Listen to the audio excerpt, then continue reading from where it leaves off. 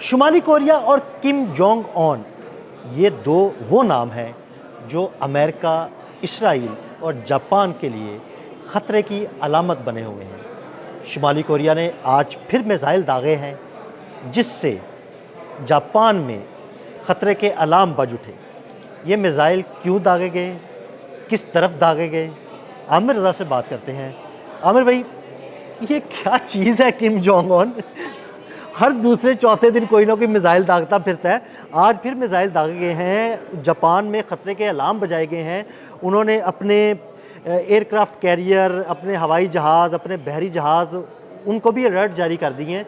क्या मामला है? देखिए, पहली बात तो ये है कि अगर मुनीर नियाज़ी को पढ़ा होगा डोनाल्ड ट्रंप ने, तो वो कह रहा होगा कि मुझे एक और दरिया का सामना था मुनीर, मैं एक दरिया के पार उतरा तो मैंने देखा मुझे एक और आबनाए का सामना था ट्रंप, मैं एक आबनाए से निकला तो मैंने देखा।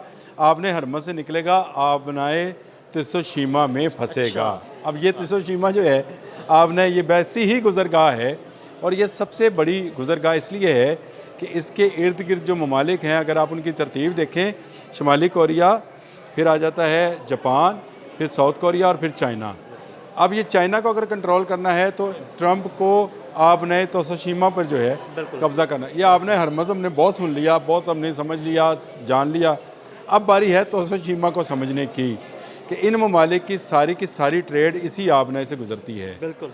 अब आ जाएँ वुसान, इसकी बंदरगाह है जी शुमाली कोरिया की, जहाँ से उसने इंटरमीडिएट रेंज जो है बैलिस्टिक मिसाइल्स उनका तजर्बा किया है, और इनको जो है ये 240 किलोमीटर की जो है इसकी हद है जहाँ तक इसने वो गया है।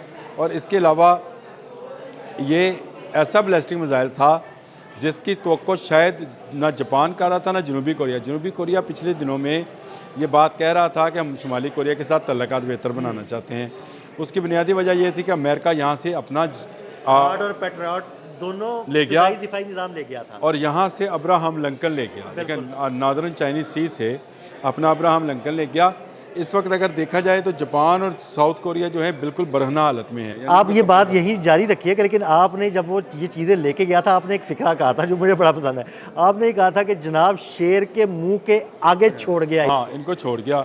अब उसने देखें वो शेर जो है वो किम जोंग, जिसको आपने कहा कि बबलू क्या चीज़ है, तो क्या चीज़ है भाई, उसने दोबारा से मिसाइल्स का तजर्बा कर दिया, और हर आने वाले दिन के साथ वो एक नया तजर्बा करता है।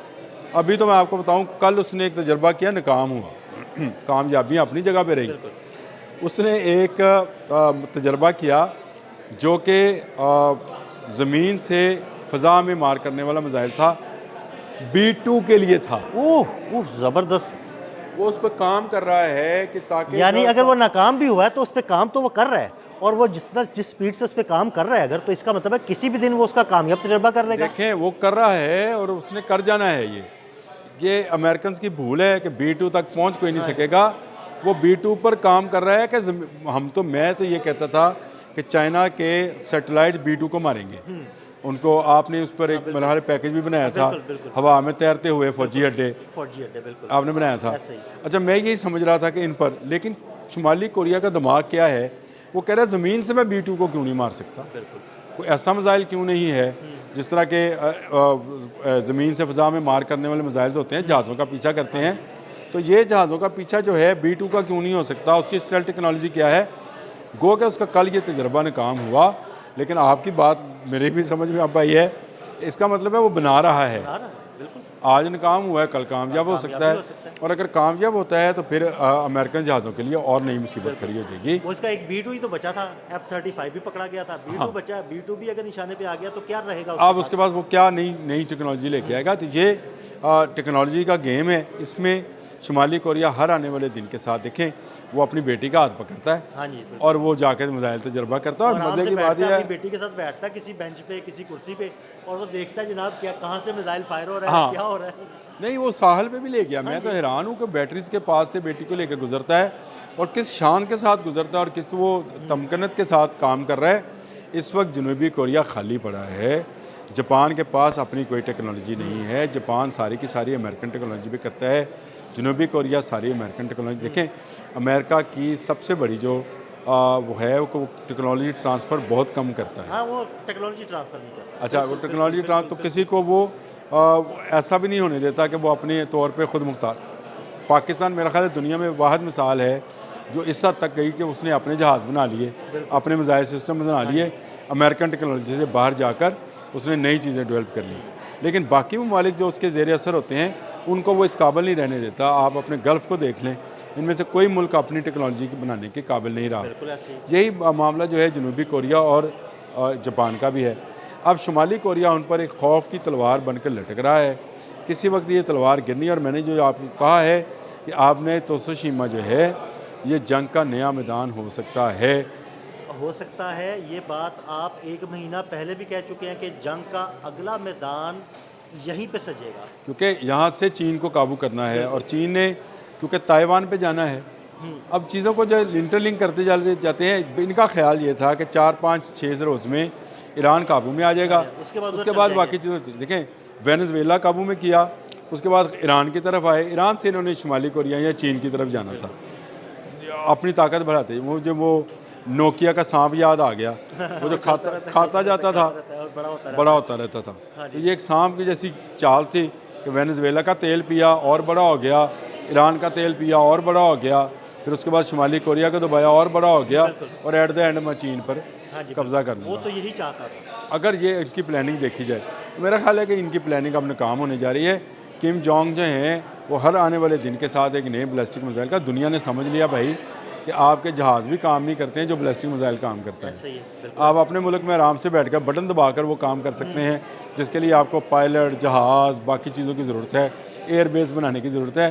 ट्रक माउंटेड अब तो मिसाइल सारे ICBM तक ट्रक माउंटेड आ गए। ऐसे ही है, आपने बिल्कुल ठीक कहा। और अब ये ट्रक जो हैं इनको छुपाया भी जा सकता है, इनको कितने ट्रक ये कोई किया जा सकता है आराम से, कहीं कहीं किसी पहाड़ के अंदर रखा जा सकता और है, फैलाया जा सकता है। यानी अगर आपके पास जहाज़ हैं तो आपने एयरबेस पे रखने हैं, वो आप उसको खेतों में तो रख के चला नहीं ना सकते, ये बात वाज़ेह है ना। प्रॉपर एयरबेस और उसके लिए आपको अगर समंदर है तो आपको अब्राहम लिंकन या इस तरह के बैरी बेरे चाहिए होंगे। बैलिस्टिक मिसाइल तो आपने 2 लगाए, दोनों चलाए, ट्रक उधर छोड़ा जैसे ईरान ने किया, उन्होंने कहा ट्रक वापस नहीं जाना, इनको करन दो तबाह, और वो आप तबाह करके सेंटकॉम फिटिस जारी करता रहा कि हमने किसी नए ट्रक से नए मिसाइल फायर कर देता था। देखें आपका बैटरीज बहुत ज़्यादा बनाई हुई थी। आपका मिसाइल जो है उस ट्रक से कई गुना ज़्यादा कीमती होता है, लिहाजा आपको ट्रक की परवाह नहीं होती है। वो तो आपके पास आपकी अपनी इंडस्ट्री है, वो एक लॉन्चर है जिससे सिर्फ उसको ट्रिगर करना होता है। वो ट्रिगर वो जो है वही छोड़ते हैं ताकि उसको अगर वापस कहेंगे तो लोकेट होएगा। और उसकी सेंटकॉम ने जब वीडियो जारी की थी मैं उस वक्त हंस रहा था कि क्या इसमें मिसाइल थे। मिसाइल चलाने के बाद ट्रक छोड़ दिया, आप इसको निशाना बनाते हो, अपने मिसाइल्स के साथ ज़रूर बनाओ, कोई इसका मसला नहीं है। लेकिन ये दुनिया अब समझ गई है कि बैलिस्टिक मिसाइल्स के बगैर गुजारा नहीं है। इसीलिए वो सान की बंदरगाह से किम जोंग ने दोबारा जो है एक मिसाइल जो हैं वो दागे हैं। आपने बिल्कुल सही शुरू में इसका आगाज़ भी सही किया था कि जापान में सायरन बच गए, फ़ज़ाई हदूद बंद कर दी गई। ऐसी एक्यूरेसी किम जोंग दिखाता है कि डर ऐसे लगता है कि हमारी तरफ ही ना आ जाए, लेकिन वो आता अपनी जगह पे ही है जहाँ पे उसने पहले से पॉइंट आउट किया होता है। नए मिसाइल्स का तजर्बा करने के बाद उसकी ताकत में मज़ीद इजाफा हुआ है। अब ये भी एक बात हकीकत हो गई है कि अगर आपके पास कई इकसाम के बैलिस्टिक मिसाइल्स हों तो आप जो है सर्वाइव कर पाते हैं। बिल्कुल ऐसी है। आपके पास मुख्तलिफ रेंज होती है, कई इकसाम होती हैं, इस तरह की चीज़ें होती हैं। तो ये ईरान ने भी तो यही किया, ऐसे किया उन्होंने हर आने वाले दिन के साथ कभी कादर, कभी नूर, कभी खैबर, तो ये नया सरप्राइज़ जो है वो देने जा रहा है किम जोंग। और मैं आपको बताऊँ ये जो एयर टू जो ज़मीन से फ़ज़ा में मार करने वाले मिसाइल्स हैं इनके तजर्बात आप वो शुरू कर रहा है। जो कल उसका एक नाकाम हुआ है, ठीक है नाकामी हो जाती है, लेकिन उसने कामयाब होना है और उसने कामयाब होकर फिर बताना है कि भाई अब मेरी फ़ज़ा में से जो गुजरेगा मैं उसको मार दूंगा।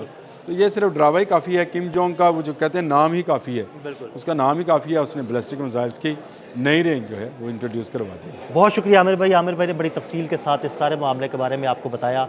अदील अहमद और आमिर रज़ा को इजाज़त दीजिएगा। अल्लाह हाफ़िज़।